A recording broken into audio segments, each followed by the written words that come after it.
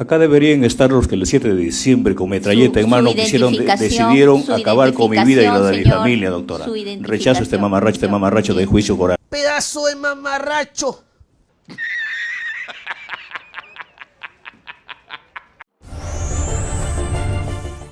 Mucho mamarracho me dio un pana mío. Yo fui amenazado por la Policía Nacional para detenerme ilegalmente, apuntando con metralletas a mi hija que llevaba en mis brazos. Veo personal uniformado con armamento de largo alcance que nos apuntaban al cofre. Nos apuntaban. Entonces su hija del señor presidente se asusta y empieza a llorar. Empieza a llorar. Su hija el presidente trata de calmarlo, yo también. Entonces le digo que no va a pasar nada. No va a pasar nada. Por eso William Zapata, los militares, el Gómez de la Torre, los 4 comandantes generales del Comando Conjunto de la Fuerza Armada, ellos deben estar sentados. Están de testigos más bien estos conchudos. O sea, yo no he visto un testigo que dice, sí, yo lo intervine, con metralleta, gracias, me voy a mi casa. Significado: mamarracho, persona estrafalario ridícula. Se utiliza como insulto, dice la RAE. Mamarracho también es cosa muy mal hecha o ridícula. Y el otro que es inocente lo están enjuiciando, y el otro que es el delincuente lo está poniendo de testigo. ¿No se dan cuenta que es un mamarracho? Los que deberían estar intervenidos están de testigos, y los que deberían estar de testigos están intervenidos. Carajo, ¿qué pasa, compañeros? Por eso que Castillo ha dicho que es un mamarracho, pues. ¿Cómo no va a ser un mamarracho? Mamarracho, mamarracho. No me estaba jugando. Correcto. Estaba yendo en el mismo cofre del despacho presidencial a dejar a mi familia por el horrible hostigamiento permanente que no podía soportar mi propio entorno familiar. Señores jueces, se dice que acá se está protegiendo la Constitución, pero se está protegiendo la Constitución violando la misma Constitución, porque no se respetó el derecho al antejuicio. Señores magistrados, con todo respeto, ¿qué pasaría si a ustedes los detienen arbitrariamente argumentando que han cometido un delito? Yo estaré hoy como hoy dando siempre la cara, porque creo importante decirle a esta sala que soy un preso político, porque el fondo de este episodio tiene un interés político. Como ese mamarracho. Mamarracho, dice la RAE, etimología del árabe hispano mujarraj o mujarrij, y del árabe mujarrif, que significa bufón. ¿Qué le pertenece de los recursos naturales hoy día al Perú? ¿Saben qué le pertenece? Nada. Nada. El petróleo está en manos de empresas norteamericanas. El gas de Camisea en manos de empresas americanas y canadienses. La minería en manos de empresas canadienses y europeas. Compañeros, la constitución política del Perú es más neoliberal que la constitución política de Pinochet. Por lo menos Pinochet defendía al Estado chileno por su condición militar, por su condición de geopolítico. Pero Fujimori, bajo los auspicios de los gringos, con el impulso del Fondo Monetario, diseñó una constitución política que despoja al Estado de todo. El Estado peruano no tiene ni una carretilla, compañeros. Vean eso, no tiene una carretilla. ¿Y cuándo ha explotado este sentimiento de insatisfacción, de inermidad, de indefensión? ¿Cuándo ha explotado? Antes de la pandemia, y se ha profundizado con la pandemia. ¿Por qué? Porque los ciudadanos peruanos iban al hospital a hacerse curar. No había medicamentos, compañeros, no había médicos, no había hospitales, porque todo está privatizado. ¿Se acuerdan ustedes de estos balones de oxígeno en el Perú? ¿Se acuerdan que tenían que llevar los chilenos y los brasileros balones de oxígeno? Porque no tenían ni balones de oxígeno. Y los peruanos se morían en las calles. Como el Ecuador, todo privatizado. Esto es lo que la pandemia ha abierto. La pandemia, compañeros, ha generado más conciencia de los derechos en el Perú. ¿Qué tiene que ver el compañero Evo Morales en eso? ¿Acaso él se ha inventado la pandemia? Es que tienen que ser demasiado ciegos, tienen que ser demasiado torpes, tienen que ser demasiado oligarcas, racistas, para no entender que en el Perú hay otros Perús. Que en el Perú hay un Perú de la sierra, hay un Perú de la costa. Que en el Perú hay una oligarquía nacional que se ha entregado al capital extranjero. Que el Perú es un país ocupado, como las Fuerzas Armadas y la policía son intervenidas. Las Fuerzas Armadas y la policía no responden a Boluarte, responden al Comando Sur de los Estados Unidos. Compañeros, lo mismo que ocurría en Bolivia hasta el año 2005. Los milicos en este país iban a pedir ascenso de rodillas a la embajada americana. Para ser ministro tenías que ir a pedir permiso al embajador. La DEA decidía qué policías iban a trabajar en la Fuerza Especial de Lucha contra el Narcotráfico. Cualquier sargento, pinche, gringo, decidía el futuro de un general en este país hasta el año 2005. Hoy día eso mismo sucede en el Perú, compañeros. Lo mismo, porque el Comando Sur de los gringos se ha hecho cargo militar y políticamente del Perú. Su embajadora, la embajadora de Estados Unidos, al día siguiente del golpe le estaba entregando plata para que repriman al pueblo peruano las Fuerzas Armadas y la policía. Les voy a dar, para que disfruten, les voy a dar unos datitos, y a ver, para que no digan que estoy exagerando, compañeros. Primero, les voy a mostrar un mapita, para ver si el Perú es un estado o el Perú es una colonia. Miren este mapa. Puntitos negros, ven, compañeros, del norte a sur. Ahí está el mapa del Perú, ¿sí? Todo el sur es la frontera con Bolivia, norte frontera con Ecuador, Colombia. Fíjense los puntos negros, son bases militares norteamericanas. Ocupación física del Perú. El Perú está ocupado militarmente por los gringos. Ahora escuchen bien este datito. ¿Cuántos militares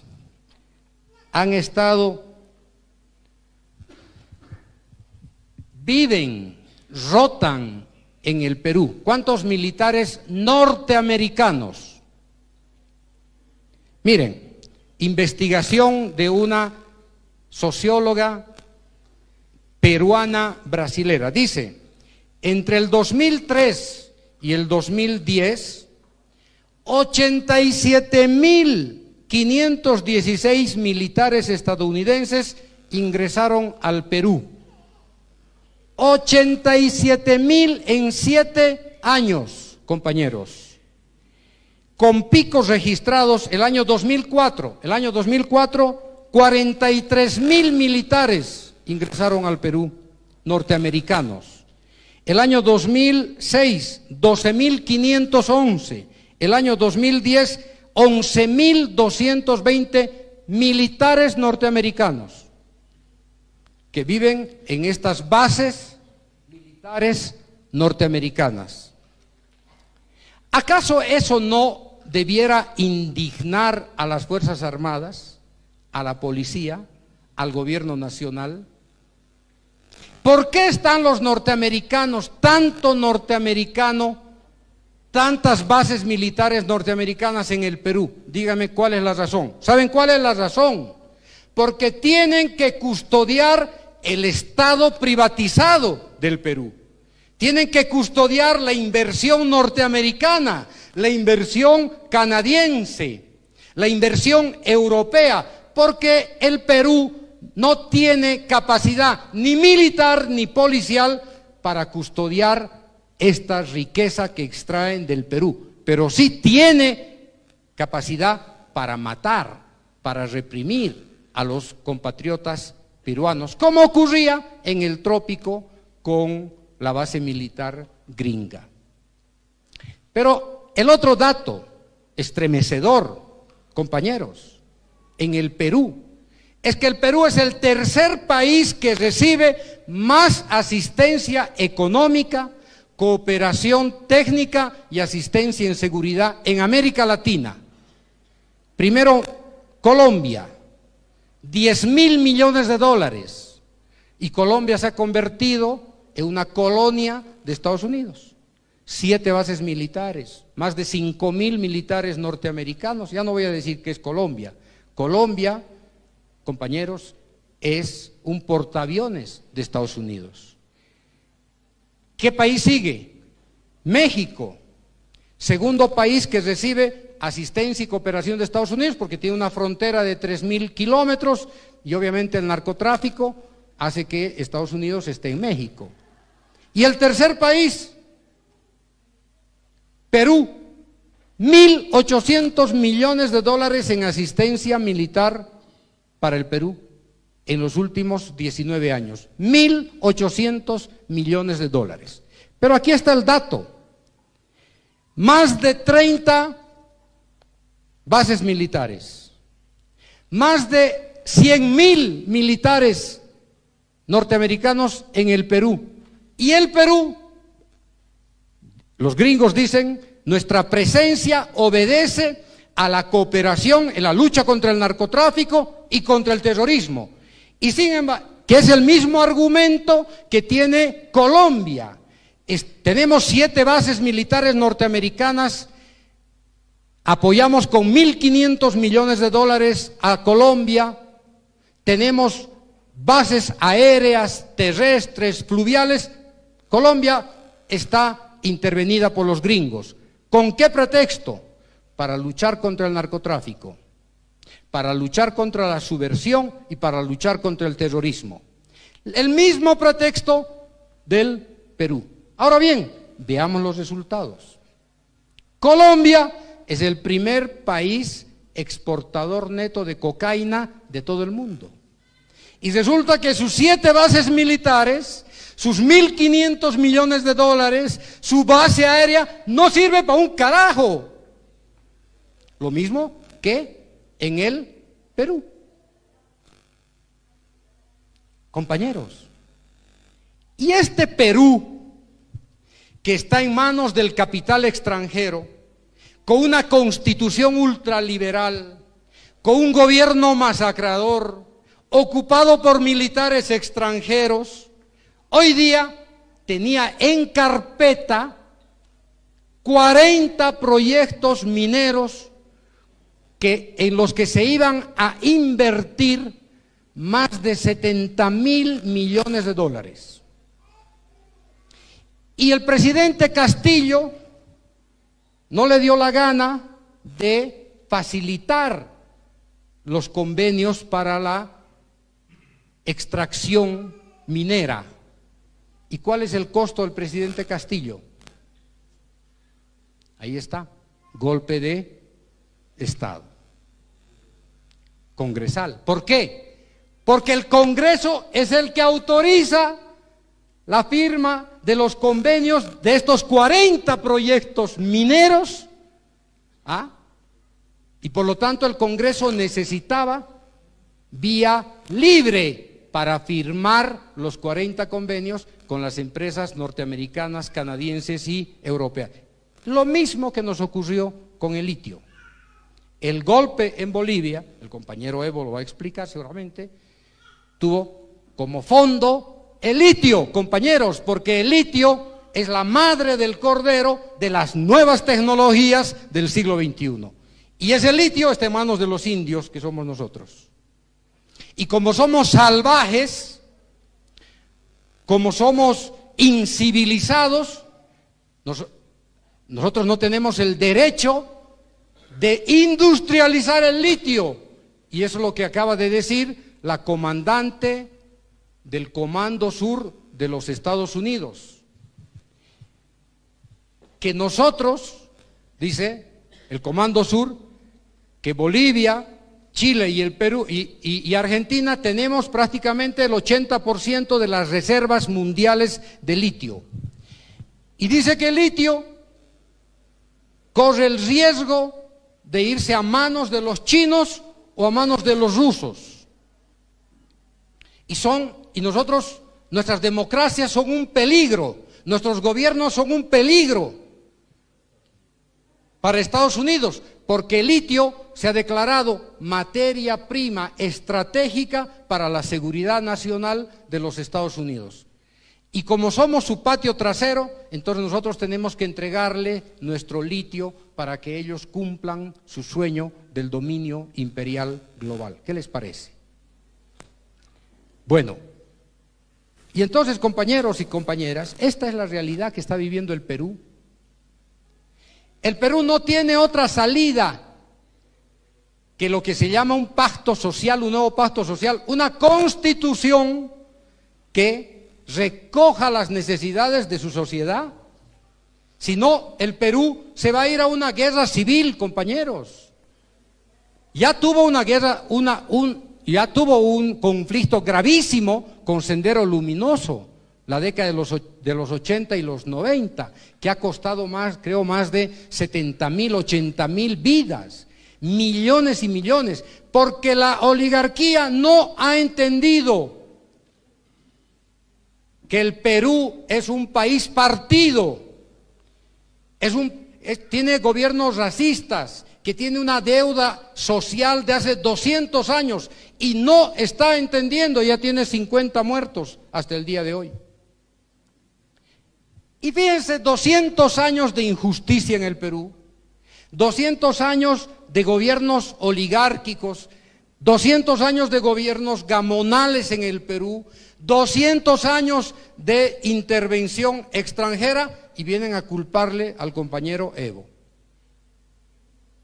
No, es que hay que ser hay que ser tontos, hay que ser idiotas. El propio periodista César Hildenbrand, que es un periodista famoso en el Perú, lo que le ha dicho a la presidenta Boluarte es: no haga el ridículo de culpar a Evo de la insurrección popular. Aquí tenemos los peruanos que resolver nuestro problema, y nuestro problema pasa por la justicia social. Y es un periodista de derecha, compañeros, ni siquiera es un periodista de izquierda. Entonces, el Perú no tiene salida. ¿Y qué hace la dictadura? Lo que hace la dictadura es lavarse las manos, culpar a un tercero del desastre interno y decir que los ponchos rojos están llevando munición a Puno, eso más. Miren, ¿quién trajo munición a Bolivia para masacrar en Sencata y en Sacaba? ¿De dónde trajeron? De Ecuador, del Brasil, de la Argentina. ¿Quién facilitó que llegara esa munición para la masacre en Bolivia? El Comando Sur de los Estados Unidos. ¿Quién impidió que el presidente Evo saliera en el avión mexicano al exilio a México? El gobierno peruano, porque el control aéreo del Perú está en manos del Comando Sur.